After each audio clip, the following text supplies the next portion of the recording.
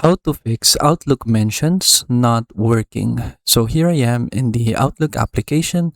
So from here, when you create a new email, you should be able to mention another user by just typing the @ symbol, and then it should appear right here.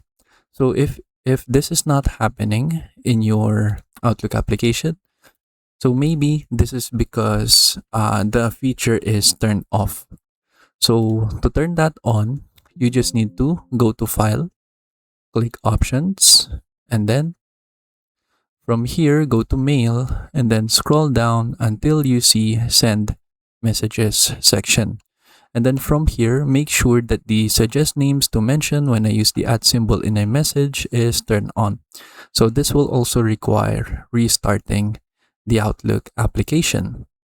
So from here, for example, if I turn this off, click OK, and then I just need to wait for it to finish loading. And then if I open the Outlook application again, so this is for the classic version of Outlook. And then when I go ahead and create a new email, as you can see, when I type in the @ symbol, the mention feature is not working anymore. So just make sure to turn that on so that you can fix the problem. So from here, I can just turn this on again, click OK. From here, let's try creating a new email. So it's still not working. So we need to reset Outlook. And then now the mention feature should now work properly. And then we can now see the mention feature right here. And then that is it.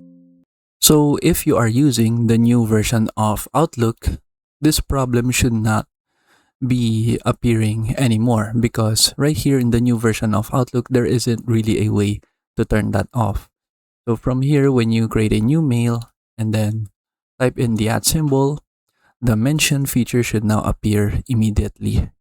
And then there is no way to turn this off right here in the new version of Outlook. So it's only present in the classic version of Outlook. And then that is basically it. So that is how we can fix the Outlook mentions not working. I hope you learn how to do it, and thank you for watching.